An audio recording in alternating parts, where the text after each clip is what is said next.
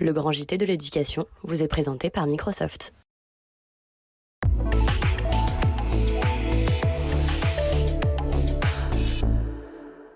Bonjour à tous et bienvenue dans le Grand JT. Tout de suite, le sommaire. Qui veut encore de la parentalité traditionnelle? C'est la question que nous avons décidé de nous poser dans le Grand JT de l'éducation aujourd'hui. Alors que les adultes changent et que les modèles pour faire famille évoluent, eh bien, en quoi consiste cette fameuse façon d'être parent? On en parle avec nos invités dans quelques instants. Si querés aprender espagnol, oui, je parle espagnol comme une vache anglaise. Alors, dans la seconde partie de cette émission, eh bien, on vous présentera une solution pour progresser dans la langue de Cervantes. Ce sera avec notre invité. Enfin, comme chaque vendredi, ce sera l'agenda du week-end avec Guillaume Bian au programme. Terra Incognita à Lyon, Planète Océan à Montpellier et un peu de magie à Lille. Guillaume qu'on retrouve tout de suite pour l'actualité en bref. Bonjour Guillaume. Bonjour Virginie, bonjour à tous. Face à la presse hier, l'heure était au bilan pour le syndicat SE UNSA, 6 mois après le lancement du pacte enseignant. Oui, un dispositif qui vise à augmenter la rémunération des professeurs en échange d'une ou plusieurs missions supplémentaires, remplacement de courte durée, intervention dans le dispositif devoir fait au collège. Le syndicat qui a adressé un questionnaire aux enseignants, aux CPE, aux psychologues de l'éducation, aux titulaires et contractuels. En tout, près de 3000 interrogés et donc 2 tiers qui n'ont pas adhéré contre un tiers. La raison de ce rejet nous est expliquée par Gilles Langlois. Il est secrétaire national SE UNSA. C'était au micro d'Europe 1. Par conviction. On travaille déjà énormément. Ce dont on a besoin, c'est qu'on nous augmente nos salaires pour qu'on puisse mieux vivre. Et donc devant ce constat, on a une réponse complètement inadaptée. Alors cette enquête ne permet toutefois pas de connaître les missions supplémentaires confiées aux enseignants concernés. Impossible de savoir si beaucoup de professeurs ont accepté de remplacer leurs collègues absents. Ce qui est expliqué, c'est que certains se tournent plus vers les projets qui rémunèrent et qui sont donc payés. Gilles Langlois, toujours au micro d'Europe 1. On a pu voir, c'est pas majoritaire, mais que dans certains cas, des collègues qui faisaient des projets qui n'étaient pas rémunérés au préalable ont pu voir à travers la mise en place du pacte enfin une rémunération pour ce qui avant n'était jamais rémunéré. Enfin, il en ressort de cette étude que les professeurs sont davantage fatigués. Ils sont aussi moins disponibles pour échanger avec les parents ainsi que les enfants. Cette information que nous dévoilent nos confrères d'Europe 1, le proviseur d'un lycée parisien menacé de mort sur les réseaux sociaux. Alors l'établissement se situe dans le 20e arrondissement de Paris. Cela s'est passé mercredi. Il aurait tout simplement demandé à une lycéenne de 19 ans de retirer son voile alors que cette dernière est rentrée justement voilée. Face au refus de l'adolescente, il l'a escortée vers la sortie. Elle s'est plainte de violence de la part de cet homme. Elle a d'ailleurs déposé plainte. Mais après des examens, aucun jour d'ITT n'a donc été délivré. Depuis les le proviseur a reçu tout simplement plusieurs menaces de mort sur les réseaux sociaux. Des menaces de destruction notamment de l'établissement qui circulent. Une majorité des élèves d'ailleurs refusent de retourner en cours. C'est une petite musique qui revient depuis quelques jours, le rétablissement de la semaine de 4 jours et demi. Et en l'occurrence, c'est la présidente socialiste de la région Occitanie, Carole Delga, qui a remis le sujet sur la table. C'était mercredi matin au micro de Sud Radio. On doit investir massivement dans l'éducation, la formation des enseignants et la semaine de 4 jours et demi. Si on veut une lutte contre le déterminisme social, si on veut que les Français, ils croient de nouveau à la promesse républicaine, parce que la semaine de 4 jours et demi, ça permet d'avoir les savoirs de base, mais ça permet d'avoir une ouverture au monde, d'apprendre les langues, de connaître la différence de tous les métiers. Semaine de 4 jours et demi, c'est-à-dire travail le mercredi matin ou le samedi matin. C'est à décider, bien sûr, avec les enseignants et les parents d'élèves. Alors imposée par la gauche en 2013, elle avait été détricotée en 2017 lors de l'arrivée au pouvoir d'Emmanuel Macron qui avait laissé le choix tout simplement aux communes. Et d'ailleurs, 90% d'entre elles avaient opté pour un retour à 4 jours, à l'exception de Paris. Du changement à la tête du CNUS, le Centre national des œuvres universitaires et scolaires, avec la nomination de Bénédicte Durand. Elle a accordé sa première interview aux Parisiens. Alors qui est-elle ? Alors elle était conseillère éducation, jeunesse, enseignement auprès de l'ancienne première ministre Elisabeth Borne. Auparavant, elle était rectrice déléguée pour l'enseignement supérieur, notamment en Île-de-France, nommée au CNUS sur les conseils notamment de l'actuelle ministre de l'enseignement supérieur, Sylvie Retailleau. Et qu'a-t-elle annoncé, Guillaume? Alors, sur le programme des rénovations annoncées par le président, objectif 12 000 rénovations d'ici à 2017, avec à cet horizon plus aucun étudiant qui ne sera dans une chambre insalubre, assure-t-elle. 7 500 logements restent à réhabiliter. Il y aura aussi 35 000 nouveaux logements d'ici 3 ans, dont 10 000 en gestion directe par le Crous, une enveloppe globale de 115 millions d'euros. Pour ce qui est des financements, c'est là où ça tique. Après 5 années de gel des loyers étudiants, ils vont être augmentés au maximum 3,5%, soit entre 2 et 6 euros par étudiant et par mois, après les APL compris. Enfin, concernant les coupes budgétaires, 1 milliard d'euros pour l'enseignement supérieur. Le gouvernement renouvelle son soutien au bouclier social que sont les Crous. 25 millions cette année, autant d'ailleurs l'an prochain, et pour l'investissement de l'hébergement, ainsi que 25 millions d'euros donc pour cette rénovation.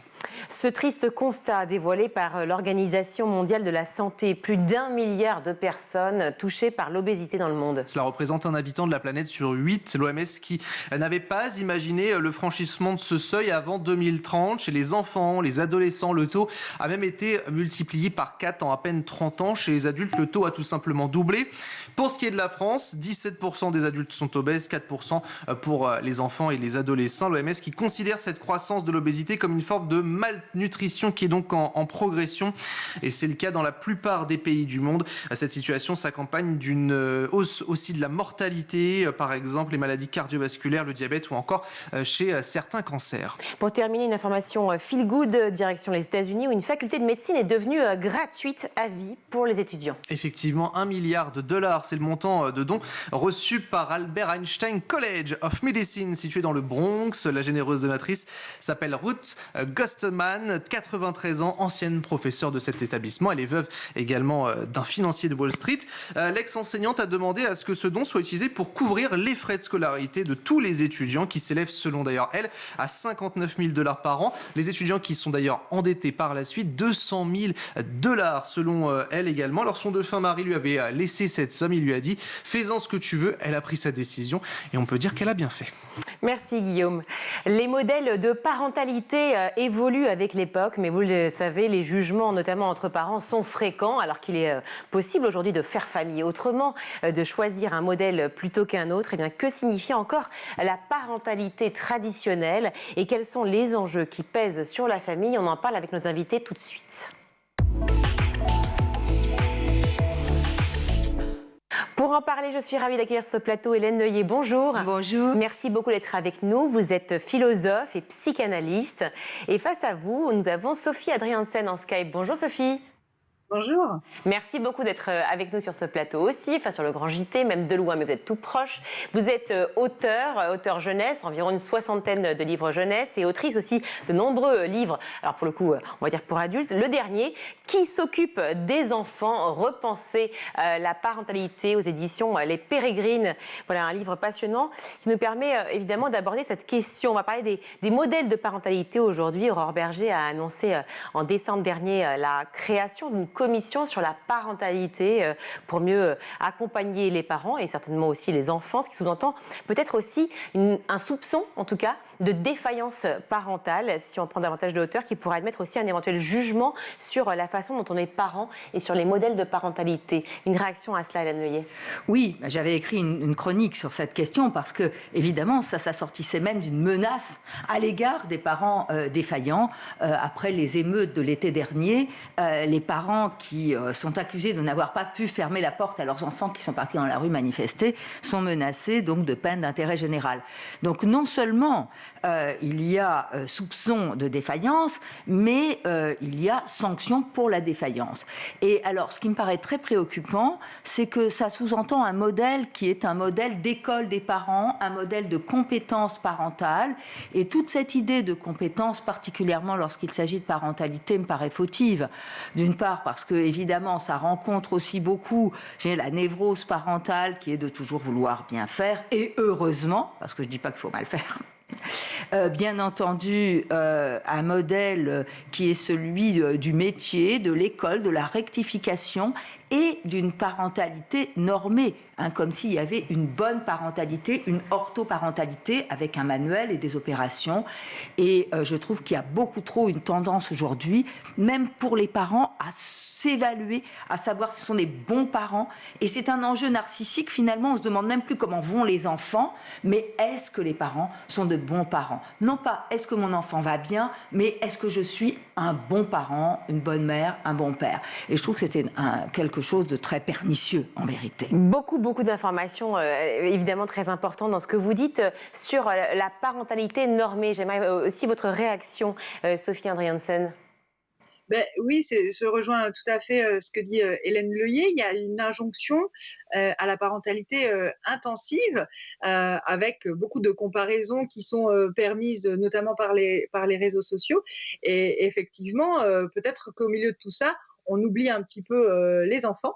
Et je crois qu'en termes de défaillance, s'il y a une défaillance à pointer, elle est probablement davantage collective et institutionnelle, parce qu'on manque de professionnels pour l'accueil de la petite enfance, par exemple, on manque de structures d'accueil collectif, et donc tout ça, ça a des impacts très directs sur les foyers, sur les familles, sur la charge mentale des parents de manière générale et des mères tout particulièrement.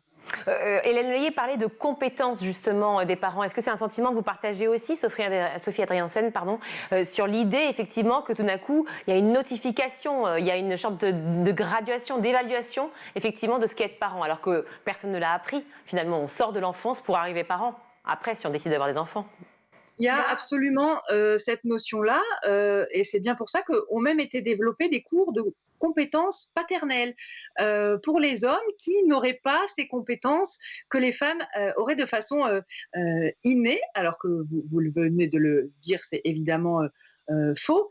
Il n'y a pas des compétences qui sont dévolues au genre féminin et que les hommes pourraient acquérir dans le cadre de cours pour typiquement apprendre à mettre une couche ou à préparer un biberon. Pourtant, ce vocabulaire-là, le vocabulaire de l'entreprise, du management et de la compétence, s'invite dans les familles avec effectivement des espaces pour aller acquérir ces compétences-là parentales. Oui, c'est ça, c'est un peu quand on dit mais non, mais c'est l'instinct maternel, tu sauras forcément faire. Exactement. Normalement, le féminisme est venu quand même un peu brouiller les pistes sur ces questions-là, mais on voit toujours des réactions avec cette idée du care qui vient faire comme si la mère était plus dévouée naturellement. Alors maintenant, on peut évidemment avoir une place différente dans un couple. Quand on est deux à élever un enfant, il y a des places différentes que l'enfant, d'ailleurs, lui-même construit. Une place différente selon la façon dont l'un se comporte avec lui, dont l'autre se comporte avec lui. Vous voyez, je fais attention à ne pas dire père et mère, parce qu'effectivement, aujourd'hui, il y a toutes sortes de nouveaux modèles.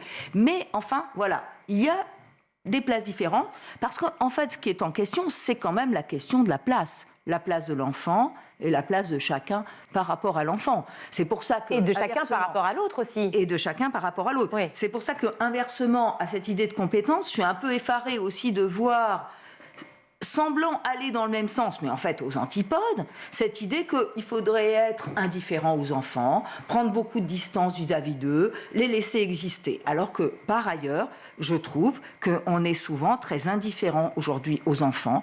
On croit qu'on est dans des sociétés qui aiment les enfants, où l'enfant est roi, mais ça, ce sont des histoires de marketing. Sur le fond, on a affaire à des phénomènes no-kid. Vous savez, le nombre de personnes qui se plaignent du bruit des enfants.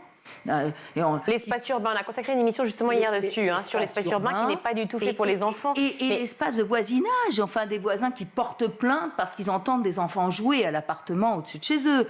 Ça, on voit ça aujourd'hui. Mais c'est peut-être pas la même chose, la génération no kid et aussi tous ceux qui effectivement ne supportent plus l'enfant dans l'espace public. Moi, je crois que c'est pardon, excusez-moi. Oui, non, mais dites-moi au contraire. Oui, non, je pense que c'est quand même une question de statut de l'enfant et que ça se rejoint. C'est-à-dire que ça va aussi avec la banalisation des souffrances de l'enfant. Enfin, on voit des phénomènes de scarification chez des très jeunes adolescents et puis une banalisation de la part des parents de « oh, c'est juste une égratignure », des tentatives de suicide, des pensées suicidaires de plus en plus précoces. Enfin, ça devient une vraie préoccupation aujourd'hui de la santé que ces pensées suicidaires et ces dépressions précoces chez les enfants, non pas qu'il n'y ait jamais eu de dépression chez les enfants, mais enfin aujourd'hui on a vraiment affaire à un phénomène massif, et je crois que ça concerne ce statut de l'enfant, c'est-à-dire qu'on croit qu'on aime les enfants, mais on veut avoir un enfant pour avoir un doudou à câliner, un nounours, sauf que c'est un être vivant et pas un nounours, ou bien on veut un support narcissique d'un enfant qui réussit très bien à l'école et qui nous flatte, mais ce que vit cet enfant, comment il se développe, comment on lui transmet le désir de vivre, parce que s'il y a une seule chose dans l'éducation qui compte, c'est quand même ça, c'est qu'on puisse transmettre quelque chose du désir de vivre, ensuite il en fera ce qu'il voudra, mais en tout cas, c'est ça la place de parents. Sophie Adriaensen, l'injonction contradictoire qui est de dire aujourd'hui on enveloppe l'enfant, on est beaucoup plus à l'écoute, on va beaucoup plus vers des systèmes d'apprentissage et d'éducation type Montessori ou autres, Freinet, qui serait beaucoup plus effectivement à l'écoute de l'enfant, et en même temps ce que dit Hélène Leuillet, effectivement la place dans l'espace public est vraiment très restreinte pour l'enfant, sauf à quelques endroits près, mais enfin où on sent bien qu'il y a vraiment une problématique qui s'opère. Est-ce que vous partagez ce constat et ce point de vue ? Oui, je crois qu'en fait, on cherche à faire entrer l'enfant dans de nouvelles cases. Ce sont simplement les cases qui changent, mais qu'on oublie de questionner sa parentalité. Or, globalement, l'enfant, il est bien si ses parents vont bien, que ce soit mère ou père, peu importe. Enfin, il faut qu'il ait un parent de référence, cet enfant. Et 40% des couples se séparent dans l'année qui suit la naissance d'un enfant. Ça veut bien dire que souvent, on ne se pose pas la question de pourquoi on fait un enfant.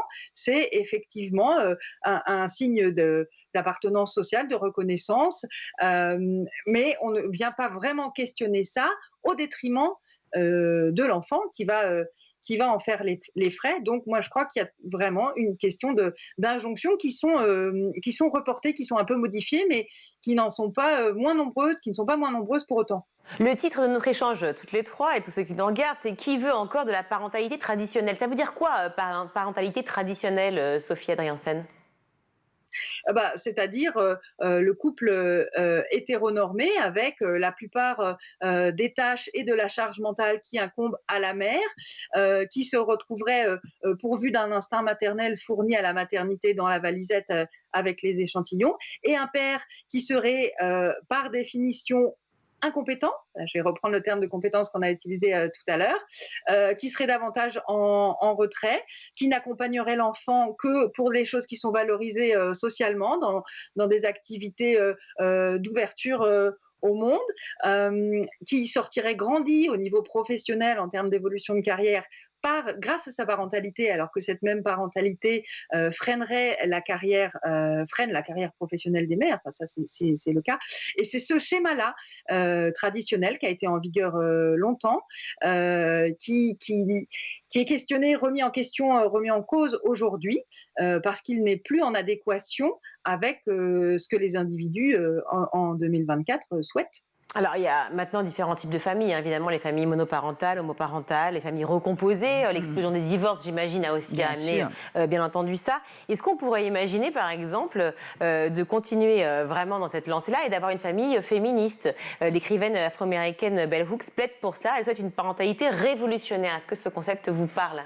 Oui, enfin, disons que ce soit une parentalité, même je dirais traditionnelle ou pas, en vérité, ce qui m'importe, c'est une chose que vous venez de dire, Madame Sophie Adriaensen, c'est qu'il y a à questionner son propre désir. D'abord, c'est pas une question de compétence, mais de se demander où effectivement on en est de son propre désir. Alors, moi, voilà, je ne vais pas non plus juger les familles selon qu'elles sont plus ou moins traditionnelles ou pas traditionnelles.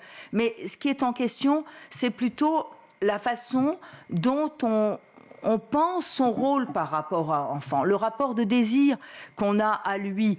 Quel est-il ? Est-ce qu'on le veut pour soi ? Est-ce qu'on le veut pour un bénéfice narcissique ? Est-ce qu'on est prêt à laisser d'autres s'occuper de lui ?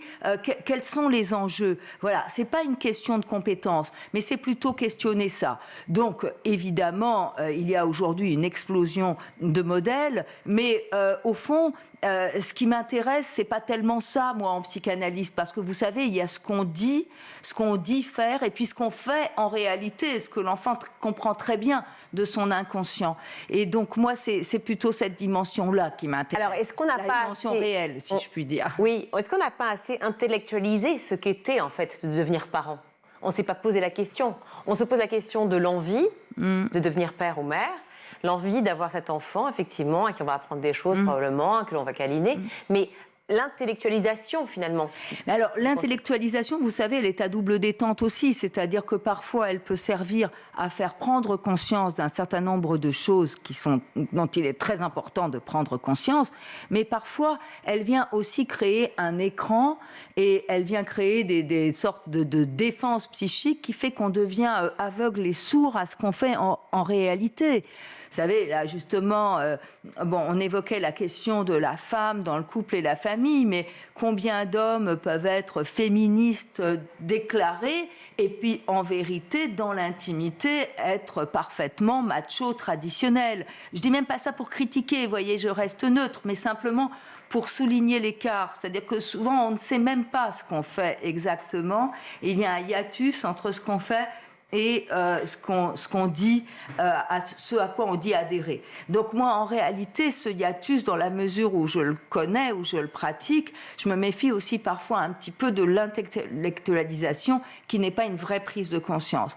D'autre part, il ne faut pas caricaturer non plus ce qui s'est toujours fait. Alors bien entendu, moi, je suis aussi une femme féministe, je travaille, j'ai travaillé, j'ai élevé ma fille alors que je n'ai jamais arrêté de travailler. Bien sûr que je ne fais pas partie de la parentalité traditionnelle. Mais il ne faut pas croire pour autant qu'il n'y avait pas de savoir dans la parentalité traditionnelle. C'est-à-dire que, je me permets simplement de remettre en question cette chose qu'on peut dire, à savoir qu'on n'a pas appris à être parent. En fait, si, on a appris des choses. Qu'est-ce qu'on a appris ? On l'a appris de manière inconsciente, on l'a appris en étant enfant, on l'a appris aussi en ayant beaucoup critiqué nos parents. Oui, mais c'est une reproduction de schémas aussi qui s'opère, non ?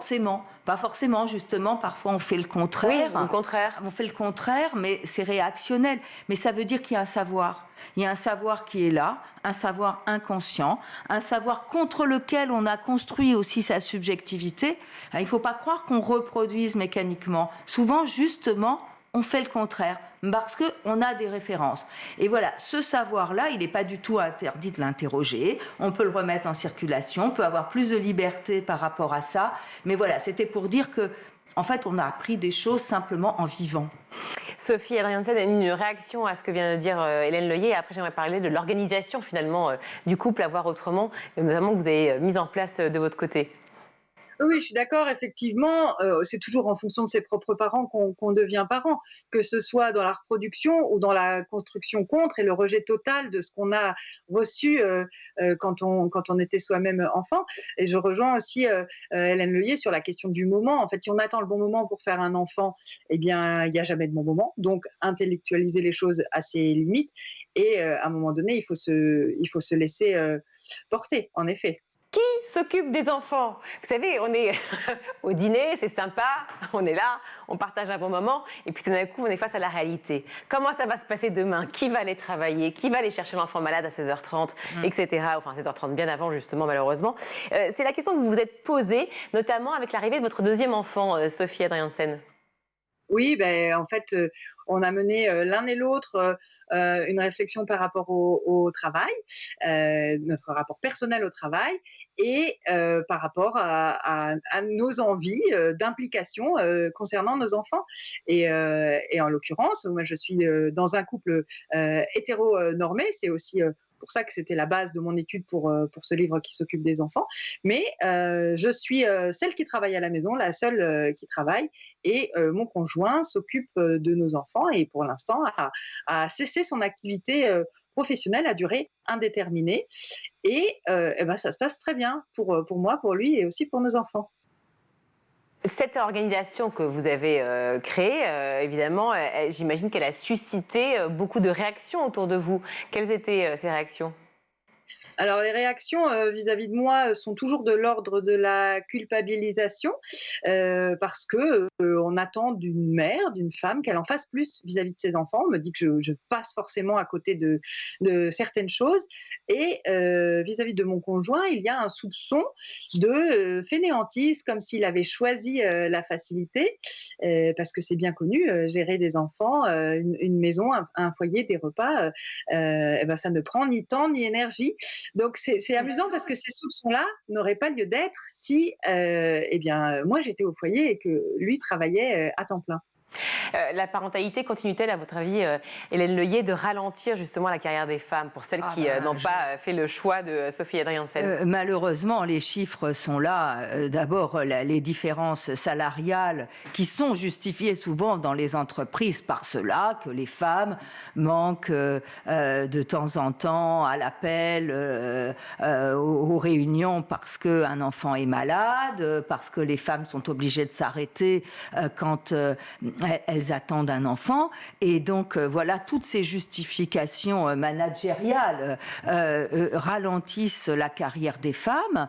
Et puis, de manière générale, oui, c'est vrai que c'est encore le cas, même dans les professions intellectuelles, artistiques. Il y a un jugement permanent. Du temps, il y a un jugement permanent. Et puis, bon, malgré tout, même si on essaie de faire évoluer la distribution des rôles entre père et mère de ce point de vue, c'est vrai que ce sont les mères, la plupart du temps, qui ont charge. Et chez les écrivains, les chercheurs, effectivement, publient moins pendant les années où les enfants sont petits. Oui, c'est vrai. Hein. Bon. C'est plus ou moins dramatique selon les secteurs, mais enfin... Ça reste vrai. Ça reste vrai. J'aimerais vous faire réagir justement à Simone de Beauvoir, qui écrivait en 72, Sophie Adriaensen, dans le Nouvel Observateur, que ce monde patriarcal exploite la femme par l'intermédiaire de la famille. Ah oui, bien sûr, parce que c'est effectivement un cercle vicieux. On part du principe que les mères, les femmes seront davantage absentes à partir du moment où elles sont mères. Donc, ça justifie des inégalités salariales. Mais c'est du coup tout le système qu'il faudrait revoir. Et aussi, ce qui est un peu désolant, c'est que les pères qui voudraient s'impliquer davantage n'en ont pas forcément la possibilité, même sur l'exemple tout simplement du congé paternité. Alors, on se félicite que sa durée ait été allongée. Dans les faits, il y a énormément d'hommes qui n'exercent pas ce droit-là parce qu'il n'a rien d'obligatoire, c'est un droit, et ils ne l'exercent pas, soit sous la pression de leur employeur, qui leur font comprendre que s'ils le prennent, leur carrière va en pâtir. Parfois, il y a eu des cas de licenciement. Hein. Je parle d'un homme dans mon livre à qui c'est arrivé. Voire des hommes qui n'osent pas tout simplement demander ce congé-là parce qu'ils ont peur que ça ait des répercussions sur leur carrière. Donc c'est là aussi, on en revient à la responsabilité collective qu'on évoquait tout à l'heure. Si on obligeait la prise de ce congé-là au niveau aussi des entreprises, eh bien, je pense que les choses tendraient à se rééquilibrer. Peut-être repenser aussi les postes d'hommes, par exemple, dans les crèches, les garderies, les écoles, enfin peut-être élargir de manière à ce qu'on imagine aussi l'homme peut-être plus près aussi de ces métiers-là. Oui, et puis puisqu'on évoquait la littérature féministe, enfin ce que dit Simone de Beauvoir, ce que dit Bourdieu même dans la domination masculine, c'est-à-dire si on accordait à la... Qui est un homme, qui n'est pas une femme. Hein. Oui, mais il y a des hommes féministes, oui, mais... ça il faut le maintenir. Je ne veux pas faire laisser croire, comme j'ai dit tout à l'heure, que tous les hommes étaient en contradiction avec eux-mêmes. Non, il y a des hommes réellement féministes. Et je veux dire qu'il faut aussi accorder plus de poids à la parole des femmes. Enfin, ça, c'est très collectif aussi, bien sûr, que cette minoration quand même de la parole des femmes. Enfin, ça, vous en avez des exemples, on en a tous des exemples chaque jour. Une femme et un homme disent la même chose et c'est la parole de l'homme qui est entendue. L'homme va dire ce que la femme a dit qui n'a pas été entendu, ce sera entendu que ce que l'homme l'a dit. Enfin, voilà, c'est quand même... La place des femmes, le prendre au sérieux, les femmes, dans la société, leur rôle social, pas seulement leur rôle de mère, mais leur rôle social. Moi, c'est vrai que je ne connais pas beaucoup de femmes aujourd'hui, et il faut s'en réjouir, qui aient envie, parce qu'elles ont des enfants, de ne plus exister socialement, de ne plus faire valoir leur talent, quel qu'il soit, dans la vie sociale. Bien et pour sûr. les enfants, c'est à souhaiter que leur mère, ça fait partie aussi du bonheur d'enfant, que de se réjouir que leur mère ne soit pas seulement celle qui les enveloppe, mais est aussi une vie sociale. Merci beaucoup Hélène Leuillet d'avoir été avec nous. Vous êtes philosophe et psychanalyste, ainsi que Sophie Adriansen. Merci également d'avoir été avec nous. Votre dernier livre, Qui s'occupe des enfants, repenser la parentalité, aux éditions Les Pérégrines. Merci à toutes les deux. Merci. Merci à vous. On va marquer une courte pause. On se retrouve dans le Grand JT.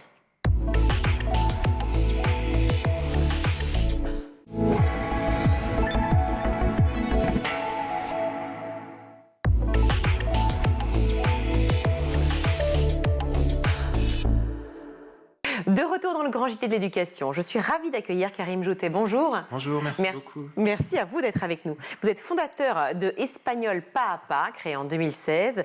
C'est une école d'espagnol en ligne, mais on va y venir bien entendu. Et auteur de ce kit d'espagnol Pas à Pas, un kit vachement ingénieux, progresser en espagnol à votre rythme. On va en parler aussi, mais j'aimerais revenir d'abord au tout début. Car l'espagnol, c'était pas forcément quelque chose de assez logique, ou en tout cas inné. Vous venez pas d'une famille vous n'êtes pas espagnol d'origine. Je ne suis pas natif, non. Natif non plus. Est-ce qu'on pratiquait l'espagnol dans votre famille? Pas du tout. Non plus. Non, je viens de Normandie, il n'y a pas beaucoup d'Espagnols en Normandie. Alors, qu'est-ce qui s'est passé? C'est la rencontre avec un professeur? C'est un voyage? C'est, comme beaucoup de mes élèves, c'est une passion pour la langue, avant tout, pour la musicalité de la langue. Et ensuite, le contact avec la culture, le contact avec le pays a renforcé ce coup de cœur. Et c'est vraiment venu d'une passion pour la langue. Alors, le contact avec le pays, c'est-à-dire que c'est plusieurs séjours, l'été, par exemple, en Espagne, après le bac, où vous vous êtes rendu compte que finalement, à la fois la culture espagnole et, comme vous dites, la musicalité de cette langue-là vous plaisait? Tout à fait. Oui, au tout début, moi, j'étais très mauvais en langue. J'étais un bon élève, mais très mauvais en langue. Mais j'avais envie de parler espagnol. Et donc, un de mes enseignants m'a dit, il faut que tu ailles en Espagne. Et donc, j'ai travaillé les étés en Espagne pour pouvoir parler espagnol. Ouais. Très bon à l'école. Vous avez fait un bac S? Oui. Souvent, ça va ensemble. Et donc, vous avez plutôt bon, effectivement, en fraction et j'imagine en toute autre discipline qui ont lien avec les sciences. Mais comment on fait pour s'intéresser justement à une langue, l'apprendre quand on sait qu'on doit passer le bac, qu'on sait qu'on a forcément une épreuve, en l'occurrence d'espagnol ou d'anglais en première langue? Comment vous avez réussi, finalement, à passer ces épreuves-là? J'étais pas bon en langue, surtout, parce qu'en fait, on peut tous parler espagnol. C'est notre leitmotiv sur Espagnol Pas à Pas. On peut tous parler espagnol, mais je n'avais pas forcément les bons réflexes. Et personne ne me les a montrés. Et pour répondre à votre question, la manière la plus efficace de se préparer, c'est de recréer l'immersion linguistique. D'écouter des séries, d'écouter des chansons, de regarder des émissions en espagnol, d'avoir le téléphone en espagnol, le portable en espagnol, de recréer l'immersion linguistique à la maison, de s'imprégner et puis de travailler la théorie. Mais c'est le conseil que je pourrais donner. C'est ce que vous avez fait, vous, pour votre bac et pour justement l'épreuve d'espagnol? Après le bac. Après le bac, voilà, c'est ça. Passé en espagnol. Oui. Mais ensuite, je suis allé en classe prépa. Oui. Et mon prof m'a dit, c'est très bien, tu as beaucoup de volonté, mais tu n'as pas les bases. Donc, il faut vraiment que tu travailles. Et donc, j'ai repensé ma manière de faire qui n'était pas bonne. Et au fur et à mesure, jusqu'à l'agrégation, je me suis aperçu qu'il ne fallait pas apprendre sans parler, parce qu'on n'apprend pas l'espagnol pour parler espagnol, on apprend l'espagnol en parlant espagnol. Et ça, je m'en suis aperçu en cours de route. Donc, c'est des petites choses comme ça que j'ai changées pour pouvoir atteindre mon niveau aujourd'hui, être enseignant d'espagnol. Ce qui doit expliquer mon niveau en espagnol, justement. Il faut que peut-être que je continue à aller en Espagne et que je le parle davantage. J'en parlerai après. Mais alors, quand vous décidez, donc vous savez d'ores et déjà que vous adorez l'espagnol, que vous avez envie d'apprendre cette langue-là. Vous le dites, vous partez en Espagne plusieurs fois, séjour linguistique. Et à quel moment vous vous dites, j'ai envie de devenir professeur d'espagnol? Vous vous dites, je vais en faire mon métier? L'enseignement, c'est une passion depuis le début. Avant, je voulais être, quand j'étais petit, je voulais être instituteur. Quand j'étais au collège, je voulais être prof d'histoire. et ensuite prof d'espagnol. Donc l'enseignement était là depuis le début et la passion pour l'espagnol est venue se greffer après. Alors peut-être que ce pont effectivement entre la passion pour l'histoire effectivement et pour l'espagnol tout à fait se ressent ici dans ce kit d'espagnol pas à pas, qui n'est pas un kit comme les autres parce que on peut y retrouver à la fois des quiz, des cartes mentales, des QR codes, vous allez me raconter, et en plus des informations justement sur la culture espagnole, ce qui permet de nous plonger complètement dedans. Il y a plein de sujets dans votre question. Mais en effet, avec ce livre, on a voulu montrer ce qu'on savait faire. Et lorsque Larousse est venu nous rencontrer pour créer un livre, on s'est tout d'abord posé la question, que peut-on faire avec une maison d'édition plus classique? Et en fait, ce livre, c'est une très belle rencontre entre l'apprentissage en ligne et le livre plus traditionnel. Donc en effet, il ne faut surtout pas passer à côté des QR codes qui sont en début de chapitre. À chaque carte mentale, il y a un QR code. Et en fait, il y a une grande partie du livre qui est en ligne. Donc c'est vraiment l'apprentissage en ligne qui rencontre une méthode plus traditionnelle d'apprendre les langues pour offrir une nouvelle expérience au lecteur. Oui, parce que vous le dites, finalement, il faut s'immerger complètement dans la culture espagnole et dans la langue. Et c'est vrai qu'on a plus tendance à voir des films en anglais plutôt qu'en espagnol, en allemand ou d'autres langues. Et donc là, pour le coup, il faut aller jusqu'au bout, finalement, de cet apprentissage en étant le téléphone connecté donc, au QR code, peut-être l'ordinateur, pourquoi pas pour ceux qui en ont un. Et cette logique c'est vachement bien fait, vous allez voir, hein, je ne peux pas tout vous montrer directement, mais enfin, à la fois il y a ce qui doit s'apprendre, par exemple là je tombe sur les verbes à diphtongue, ce petit quiz à côté qui rend l'expérience davantage ludique, et en même temps toujours ce jeu de culture où on apprend des choses sur Penelope Cruz par exemple ou autre, et qui rend effectivement le projet plus divertissant et culturel. Tout à fait. Et surtout, nous ce qu'on propose sur Espagnol pas à pas et ce qui est présent dans ce livre, c'est que et c'est comme à l'école, on est sur une émission sur l'éducation. On n'apprend pas dans une salle de classe en donnant le polycopier et en partant. On donne le polycopier et le professeur reste dans la salle et explique le polycopier et parfois explique avant de donner le polycopier, etc. Et c'est un peu ça. Par exemple, je vois que vous êtes sur la page de la grammatica, de la grammaire. La grammatica. La grammatica. Et pues la grammatica, c'est très bien parce qu'il faut passer par ce stade avec des tableaux de conjugaison, etc. Mais si on va sur le QR code, on va voir qu'il y a une petite vidéo et on est en immersion dans une salle de classe. Je suis sur un tableau blanc et j'explique ce qu'il y a dans la grammatica. Et c'est vraiment ça, ce livre. C'est avoir une expérience humaine, des émotions, de la culture, parce qu'une langue est toujours porteuse de culture, oui, pour vraiment s'imprégner grâce aux émotions de la langue. Et au final, parler espagnol. C'est quand même le but du livre. Alors, c'est le succès, évidemment, de votre livre, hein, je le répète, qui est paru chez Larousse, mais c'est aussi peut-être une façon de dire que les cours d'espagnol ou de langue, de manière générale, sont peut-être pas assez ludiques. Est-ce que vous pensez qu'il faudrait repenser la pédagogie, notamment en France ? Alors, moi, je vais parler de ce que je sais, de ce que je vois. Ce que vous avez vécu et de aussi. Ce que je fais, de ce que j'ai vécu, mais j'ai déjà la trentaine passée, donc ça a déjà changé, je pense. C'est pas si vieux, rassurez-moi. Non, pas du tout. Pas du tout. Mais je pense pas que j'ai eu les cours qu'ont les jeunes aujourd'hui, qu'ont les adolescents. J'ai dû avoir des cours différents. Moi-même, en tant que prof, j'ai donné des cours différents de ce que j'ai reçu. En tout cas, nous, sur Espagnol pas à pas, il y a une dimension qui est hyper importante, qu'on soit adulte ou adolescent, c'est qu'on apprend en s'amusant.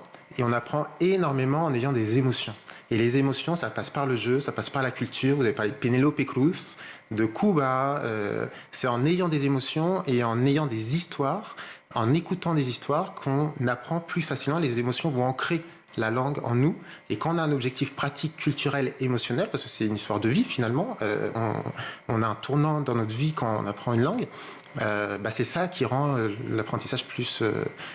efficace. Une voie qui n'était pas forcément toute tracée au départ. Est-ce que vous avez des conseils à donner pour tous ceux qui nous regardent et qui justement ont envie de se lancer dans une voie comme ça qui paraît difficile au départ? Alors, on a beaucoup d'étudiants qui nous écrivent justement, qui ont vu le parcours et qui peuvent avoir des difficultés et qui se demandent comment je fais pour atteindre l'agrégation ou le CAPES ou pour simplement rentrer dans une école de langue en tant que prof. Et le conseil numéro 1, ça va être... Alors, il y en a plusieurs, mais je vais en donner 2. Le conseil numéro 1, ça va être ce que je viens de dire. Il ne faut pas oublier de s'amuser, de vivre des émotions et de ne pas oublier l'objectif. L'objectif de parler une langue, c'est de vivre une aventure qui est proposée dans ce livre. plusieurs aventures et il ne faut pas oublier cet objectif. Et quelque chose de plus pratico-pratique, apprendre une langue, c'est faire de la théorie, faire de la pratique. C'est ce qu'on retrouve ici dans ce livre, c'est ce qu'on propose aussi sur Espagnol Pas à Pas en ligne. Apprendre une langue, il faut bien doser théorie et pratique. Il ne faut pas juste étudier sans pratiquer, on n'apprend pas comme ça, il ne faut pas juste pratiquer sans théorie. Donc il faut bien doser les deux et ne pas s'arrêter et ça finit par fonctionner. On peut tous parler espagnol et tout le monde peut parler espagnol. Ça fonctionne très bien. Et puis alors en plus, 80 000 abonnés sur Insta, un gros carton, à la fois sur le site l'école d'espagnol en ligne, je le rappelle, qui s'appelle Espagnol Pas à Pas, et aussi ce kit, et puis Insta, enfin bref, c'est complémentaire total. Je me permets de faire un coucou à la communauté Pas à Pas. On a une communauté qui est très engagée, hyper dynamique, qui a très bien reçu le livre, qui a permis au livre d'arriver en numéro 1 sur les ventes Amazon Méthode, en 24 heures ou 48 heures. Donc un coucou à la communauté Pas à Pas. Merci beaucoup, merci Karim Joutet d'avoir été avec nous sur ce plateau.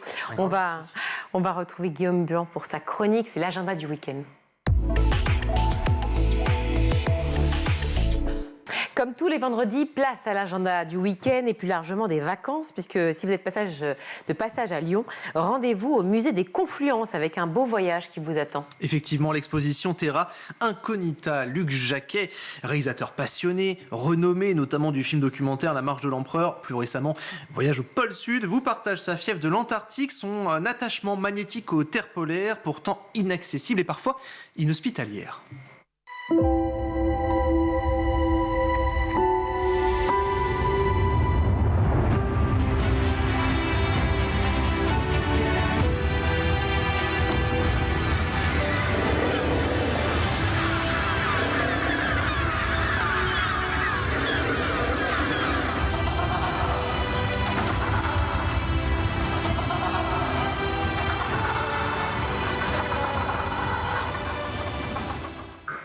Alors, Luc Jacquet vous invite à le suivre pour vivre une expérience unique, immersive, un voyage de la Patagonie au pôle Sud, au travers d'ambiances sonores, des séquences filmées en noir et blanc, projetées sur une structure géante et mouvante, le dispositif qui se décompose en 2 espaces. Le premier, vous assistez à la projection de cartes d'époque sur de grandes voiles. Elle retrace l'évolution des contours de l'Antarctique depuis l'Antiquité jusqu'au 19e siècle. Et ensuite, au cœur de la salle, un grand dispositif de 4 écrans, où sur chacune des faces va se déployer les images de son voyage. Vous allez entendre également des témoignages, ceux de navigateurs, scientifiques, aventuriers ou encore auteurs.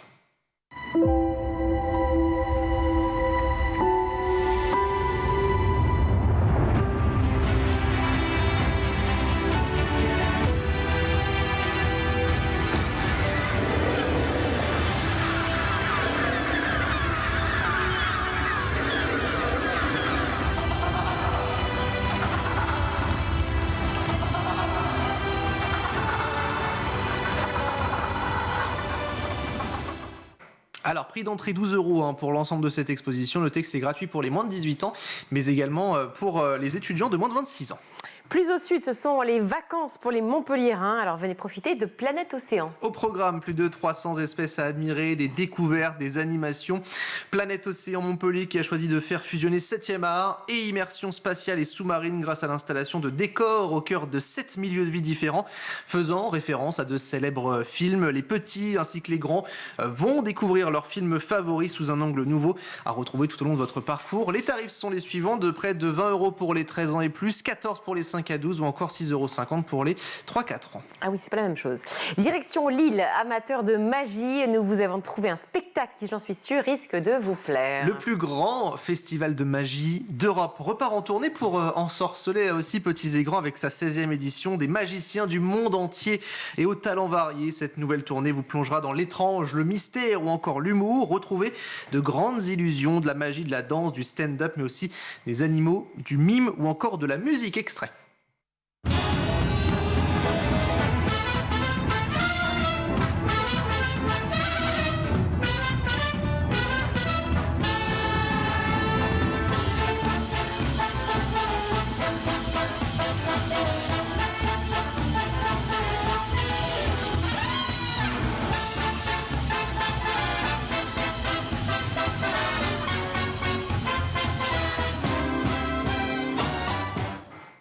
Rendez-vous donc ce week-end au théâtre Sébastopol avec des places qui varient entre 33 et 67 € en fonction des catégories. Bien sûr, pour les enfants d'ailleurs, âgés de 7 à 10 ans, toujours à Lille, demain dimanche, participez à des cours de magie, 1h15 avec les magiciens, prix d'entrée, une trentaine d'euros.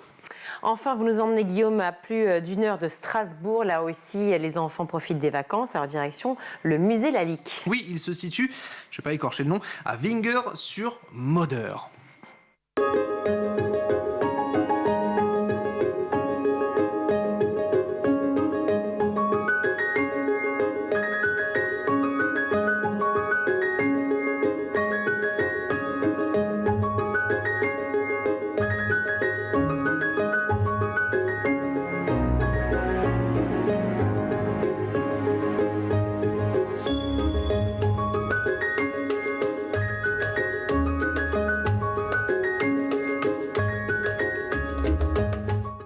C'est davantage poétique, c'est ce qu'on disait avec Virginie. Alors, au programme pour petits et grands, eh bien, prendre en photo en se mettant en scène dans les allées, les mercredis, les samedis, pendant ces vacances. D'ailleurs, le musée vous propose des visites guidées pour les 8-14 ans, par exemple, des visites ateliers avec une découverte de cette collection permanente. Puis, eh bien, vous allez pouvoir développer votre créativité. Les samedis également, les enfants sont amenés à créer des dominos qui vont leur permettre de jouer avec des êtres étranges comme les sirènes ou encore les femmes ailées. Puis pour les 3-7 ans, une visite qui est comptée cette fois-ci et proposée dans différentes collections, des comptines, des jeux d'observation qui feront avancer l'histoire. Plein tarif là aussi de 8 €, tarif réduit pour les enfants de 6 à moins de 18 ans, 4 € et c'est gratuit pour vos petits bouts de chou qui ont à peine 6 ans et pour les activités que je viens de vous citer, vous rajoutez 5 € supplémentaires. Merci Guillaume. On retrouve Malika Ménard dans Souvenir d'écolier. Cette semaine, son invitée est la chanteuse et musicienne Maëva Fischer. Bon, si tu le veux bien, on va attaquer la dernière partie de l'émission, celle qui est consacrée vraiment spécifiquement à l'éducation. Toi, c'est un sujet que tu dois bien connaître quand même avec 6 enfants. Ouais. Comment tu juges l'école en France aujourd'hui ? C'est pas génial, je pense que c'est très... c'est pas bien de dire ça. Non, je pense que c'est très aléatoire, en fait, malheureusement, ça dépend énormément de l'école dans laquelle on va tomber, des professeurs sur qui on va tomber, du directeur, et je le vois très bien avec mes enfants, en fait. Ils ont changé plusieurs fois de directeur, ça n'a jamais été la même chose, les enseignants, ça dépend. C'est pas... C'est pas homogène. C'est pas homogène. Selon toi, qu'est-ce qu'il faudrait améliorer en priorité à l'école ? Et je pense que ce serait bien d'avoir plus d'enseignants pour avoir des plus petites classes, que ce soit plus digeste pour les enseignants, que ce soit plus digeste pour les élèves et qu'ils puissent prendre plus de temps pour les élèves en difficulté. Moi, j'ai beaucoup de chance. J'ai pas d'enfants pour l'instant en difficulté. Ils s'en sortent bien, ils se débrouillent bien. L'âge du plus petit, l'âge du plus grand ? La plus petite a 3 ans, donc elle est déjà à l'école, et la grande a 12 ans. Donc pour l'instant, mes grands, ça roule comme sur des roulettes, ils travaillent super bien et j'ai beaucoup de chance. Ils sont très autonomes, mais je vois en fait, parce que je les accompagne souvent en sortie scolaire et je vois bien, il y a toujours 1 ou 2 élèves, c'est genre la tête de turc du prof, parce qu'en fait c'est un élève qui est turbulent, qui a du mal à suivre, donc le prof s'énerve et en fait on voit bien qu'avec ces élèves-là, il suffit de leur prendre la main, de leur parler, de prendre du temps pour que ça aille beaucoup mieux. Sauf que malheureusement, c'est vrai, je ne peux pas jeter la pierre aux professeurs. Ils ont des classes de 30 élèves, ils ne peuvent pas prendre un enfant par la main et s'en occuper. Et ce serait bien que, voilà, il y ait moins d'élèves dans les classes ou qu'il y ait des classes dédiées. Je sais pas. L'école de demain, tu la vois comment ? L'école de demain, moi, si ça ne tenait qu'à moi, il y aurait des nouvelles spécialités, enfin des nouvelles matières, on va dire. Des matières pour apprendre des choses de la vie, en fait. Gérer ses émotions... les réseaux sociaux, je comprends pas à quel moment il n'y a pas une matière qui parle de ça à l'école.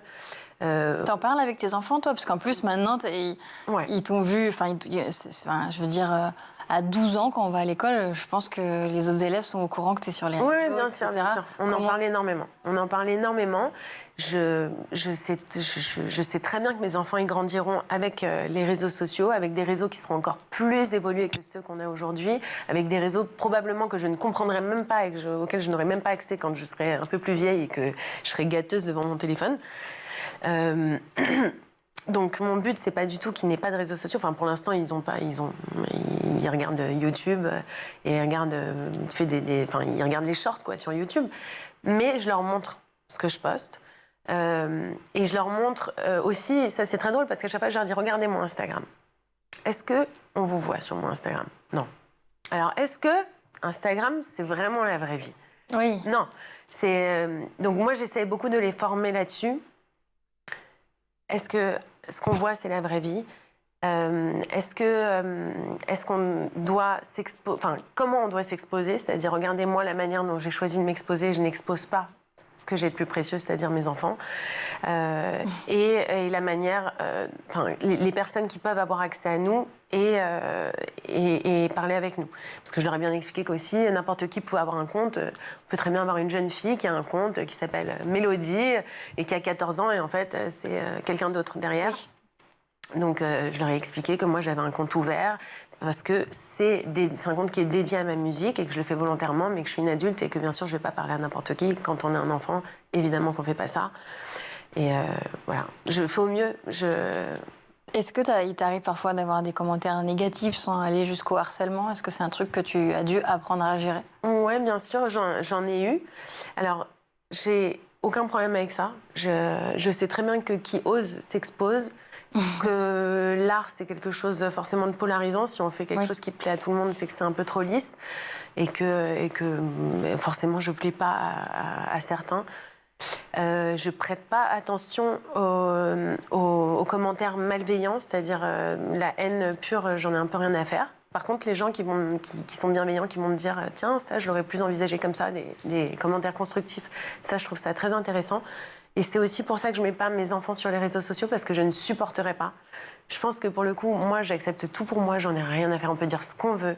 J'ai suffisamment confiance en moi, je suis suffisamment droite dans mes baskets. Oui, et je sais pas recevoir de commentaires sur tes enfants. Voilà. Mais mes enfants, je ne supporterai pas, donc c'est pour ça que je les montre pas. Et tu t'es donné un âge à partir duquel ils peuvent avoir téléphone, Instagram? Alors, ma grande a un téléphone, puisqu'elle va déjà, elle est en 5e, donc elle va au collège, donc bien sûr, elle a un téléphone. Elle n'a pas les réseaux sociaux. Elle m'a demandé si l'année prochaine, puisqu'à partir de 13 ans, c'est autorisé Instagram, elle m'a demandé, je lui ai dit, tu l'auras, il n'y a pas de problème, mais avant ça, je veux vraiment qu'on ait plusieurs discussions, qu'on discute. Après, elle, j'ai super confiance en elle. C'est une fille super droite, qui est bien dans sa peau, qui n'a rien à prouver, donc je pense que j'aurai pas de problème avec elle, mais il faut je peux pas la bannir des réseaux sociaux, je veux dire, c'est un truc qui fait partie de sa génération. Oui, tu vas l'exclure finalement. Je veux pas l'exclure, mais je veux qu'elle sache vivre avec bien. C'est comme l'intelligence artificielle, il y a beaucoup de gens qui critiquent ChatGPT et tout, mais on va grandir avec, nos enfants ils vont grandir avec, donc il faut apprendre à l'utiliser de manière intelligente. Maëva, c'est déjà la fin de l'émission. C'est arrivé trop vite. Merci d'avoir partagé avec nous tes souvenirs, ta vision de l'école. Et puis moi, je vous retrouve la semaine prochaine pour un nouveau numéro de Souvenirs d'écoliers sur School TV. À bientôt. Tout de suite, c'est le meilleur de School TV avec le Zap. Quels sont les axes forts justement de ce plan ambitieux? J'ai quand même le sentiment de quelle génération Dijon? 4 axes. Donc, le premier, une génération actrice et citoyenne. Je crois que j'ai pas besoin de le développer, je viens de le faire ici. Deuxième axe, inclusive et solidaire. Un troisième axe, une génération de la transition écologique. Et un quatrième axe qui est axé sur la génération de l'ère numérique. Quel est j'ai compris, et j'imagine que ce sont 4 piliers ô combien importants, mais est-ce qu'il y en a un sur lequel vous souhaitez mettre un peu plus l'accent aujourd'hui dans la ville de Dijon? Celui de la transition écologique, alors avec une action concrète. J'ai évoqué la participation, transition écologique, comme d'autres villes. Nous sommes actuellement en plein travail, en pleine réflexion et aussi en concrétisation dans la désimperméabilisation des cours d'école, qui permet, alors d'avoir une participation des enfants, c'est-à-dire que nous avons différents ateliers où les enfants donnent quelques exemples de leur cours idéal, quel est leur point fort, leur point faible, etc. C'est travailler avec les enseignants, les équipes périscolaires, et notamment avec des espaces différents qui aujourd'hui amènent un rapport filles-garçons différent dans la cour de l'école. Voilà. un exemple de participation. Et puis ça permet bien sûr aux enfants de renouer contact avec la nature. Antoine et Louis, vous êtes tous les deux les cofondateurs de l'association Les Ombres. D'ailleurs, j'ai envie de vous poser une première question, peut-être Louis pour commencer. Pourquoi ce nom Les Ombres ? Alors, pour plusieurs raisons. D'abord, on considère que ces jeunes, aujourd'hui, il y a un constat très clair, c'est qu'ils sont dans l'ombre, parce que ce sont des jeunes qui ne votent pas, qui sont mineurs, et qui ne sont pas au cœur des préoccupations publiques. Dans un second temps, on considère que nous, on les aide et qu'on a vocation à les porter vers la lumière, et que notre réseau de mentors bénévoles qui les accompagnent dans leur parcours ont vocation aussi à rester dans l'ombre pour les porter vers la lumière. Et le dernier temps, c'est évidemment une référence à l'armée des ombres, parce que c'est cette armée de mentors et de gens qui veulent aider qu'on souhaite constituer aujourd'hui. Et on va en parler, puisque Les Ombres, c'est la première association d'intérêt général qui accompagne les jeunes confiés à l'aide sociale à l'enfance dans leur insertion académique, professionnelle et numérique. Un enfant placé, il l'aide dès lors que son maintien dans sa famille est synonyme de danger, ou alors qu'il est pupille de la nation. En France, ça représente 377 000 enfants qui sont confiés sur décision du juge, en fait, à l'aide sociale à l'enfance, que ce soit dans des familles d'accueil ou dans des structures adaptées. Parmi eux, vous dites, Antoine, que 25% d'entre eux deviendront sans domicile fixe. Comment on explique aujourd'hui un Il y a deux choses. Déjà, l'ASE, personne ne connaît l'acronyme, personne ne connaît l'aide sociale à l'enfance. Qu'est-ce que ça fait déjà ? Elle avait un ancien nom qui était la DAS. Oui. Et il me semble que cet ancien nom, tout le monde le connaît et tout le monde connaît cette expression malheureuse. Pourquoi ça a changé de nom ? Les enfants de la DAS, c'est une excellente question. Les mauvaises langues pourraient dire parce que quand on change de nom, on change peut-être un petit peu le problème dans l'imaginaire collectif. Sans aller jusque-là, il se trouve que l'aide sociale à l'enfance, simplement, c'est la DAS. Et ensuite, la statistique, elle est un peu différente, c'est que 25% des SDF sont passés par l'aide sociale à l'enfance. Il faut que je fasse attention à la manière dont je prononce, parce qu'à l'écrit, c'est plus facile. Vous vous définissez à la fois comme aromantique et asexuel. Je veux bien qu'on commence par définir les deux termes. Oui, alors la sexualité, c'est le fait de ressentir peu ou pas d'attraction sexuelle. Donc on peut avoir de la libido, on peut être excité, mais juste ce n'est pas dirigé vers quelqu'un. Et l'aromantisme, c'est le fait de ressentir peu ou pas d'attraction romantique. Donc le sentiment amoureux, le coup de foudre romantique, c'est pas quelque chose qui est dans le vocabulaire émotionnel des personnes qui se définissent comme aromantiques. Et donc c'est votre cas, et pendant longtemps, dites-vous dans le livre, cela vous a fait vivre dans un sentiment à la fois d'échec et de honte.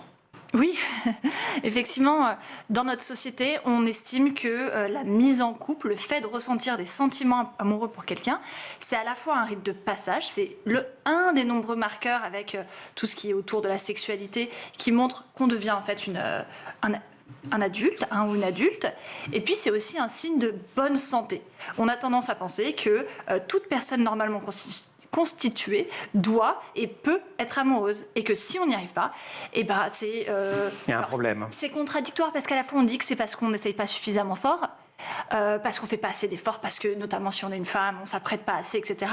Puis en même temps on dit non, c'est pas une question de force, c'est quelque chose d'inné, et c'est parce que vous êtes moche, mais aigri. Enfin, on a tout un imaginaire autour des personnes qui sont célibataires, qui est très très puissant. Est-ce que vous arrivez à maintenir des tarifs attractifs concernant justement cette restauration scolaire et ce repas, cette pause méridienne, on sait qu'il est ô combien importante? Oui, fondamental, vous l'avez dit. Pas pour certains enfants, c'est le seul repas équilibré par jour. Donc comment fait-on? Alors premièrement, le repas le moins cher pour les familles les plus modestes, c'est 56 centimes, et pour les familles les plus aisées, c'est 7,30 €. Cependant, le prix total du repas est à aujourd'hui 13 €. C'est-à-dire que même pour les familles les plus aisées, la ville de Dijon prend 50%. Comment fait-on pour arriver à ce tarif-là et avoir une restauration de qualité, bio et locale? Nous avons travaillé sur un grand plan autour du gaspillage alimentaire. C'est-à-dire qu'en 4 ans, nous avons réduit de 54% le gaspillage alimentaire. Voilà. Donc en réduisant les quantités vis-à-vis du gaspillage alimentaire, nous pouvons réinjecter ces économies-là dans des produits bio et locaux. Et ça passe aussi par la sensibilisation auprès des jeunes aux bonnes pratiques? Oui. Alors, ça, c'est un volet sensibilisation. Et puis, une autre partie, celle-ci, où on travaille avec des scientifiques, l'INRAE à Dijon, qui travaillent sur différents axes de recherche. Nous avons des bornes de satisfaction dans les repas dans les restaurants scolaires. Donc, les enfants évaluent le plat principal.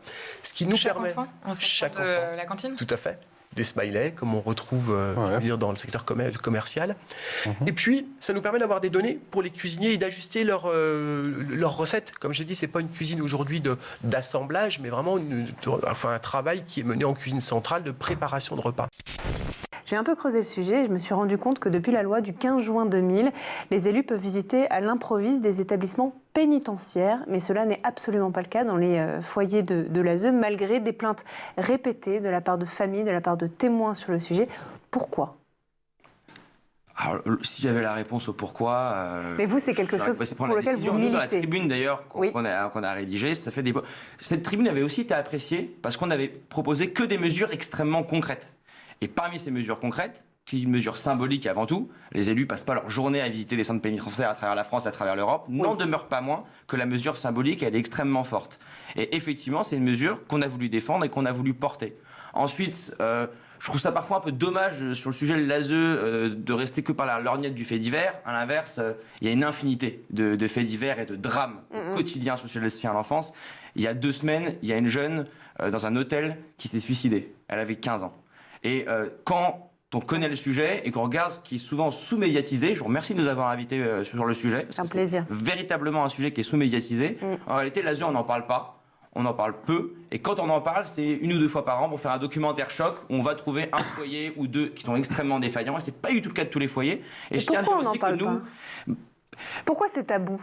Parce qu'aujourd'hui, le système, il est dysfonctionnel à différentes échelles. On est en capacité de le reconstruire. Nous, on veut le reconstruire. C'est faisable. Simplement, c'est un chantier qui est gigantesque que personne ne veut prendre parce que c'est pas un chantier qui est financièrement rentable. C'est pas un chantier qui est électoraliste. Donc c'est un chantier où personne n'a vraiment rien d'autre à gagner que le fait que c'est changé. Mais on y croit parce que c'était le cas du chantier des Restos du Cœur que Coluche a porté. Aujourd'hui, on distribue des millions de repas. Ça a été le cas du chantier d'Emmaüs. La trêve hivernale qui pendant si longtemps est restée, elle vient d'une association. À l'origine, une proposition associative avant d'être politique. C'est le cas simplement, c'est des chantiers où qu'il faut amener devant le grand public pour que derrière les pouvoirs publics le prennent vraiment en compte dans l'agenda. Parce que sinon, aujourd'hui, personne n'a... Ça me semble terrible de dire ça comme ça, mais en tout cas, financièrement ou électoralement, rien n'a y gagné à s'y engager. La première étape pour vous, ça a été de comprendre que l'amour romantique, c'est une construction sociale. C'est pas un truc qui est consubstantiel à notre humanité. Ah oui, moi ça a été un choc quand j'ai découvert ça, justement en faisant mon podcast Free From Desire. C'était de réaliser qu'en fait, les simples mots romantiques et amoureux, ce sont des mots qui sont extrêmement récents en fait. Et tout ça, ça a 200 ans. Et on a un peu, bien sûr, avant, les gens ont toujours ressenti ce que nous on appelle aujourd'hui le sentiment amoureux. Il suffit de voir toute la littérature, l'amour courtois, oui, voilà. L'amour courtois après. Et c'est vrai que jusqu'avant on voyait ça comme de la passion et c'était quelque chose qui était plutôt négatif. Et là, le 19e siècle va faire beaucoup de mal. Là. Explosion. Notamment le 19e siècle allemand. Oui, voilà, c'est effectivement avec le mouvement intellectuel et artistique des romantiques que le regard sur le sentiment amoureux change complètement et qu'il devient justement ce fameux alpha et oméga de l'amour, à tel point que quand on dit amour, on pense amour romantique et ça efface complètement tous les autres types d'amour comme l'amour familial et l'amour amical par exemple. Et ça arrive comme par hasard au moment où les femmes ont de plus en plus d'indépendance et pourraient se passer du couple hétéro. C'est la fin de cette émission. Merci beaucoup Guillaume d'avoir été avec nous. Merci à vous tous de nous suivre. C'est aussi la réalisation que je remercie Théo Boscar, le son Thibaut Gouré-Lafont, le maquillage Laure Edmond et Laura Girard et Alaïma Ferret à la rédaction. Très belle soirée à tous. Ciao.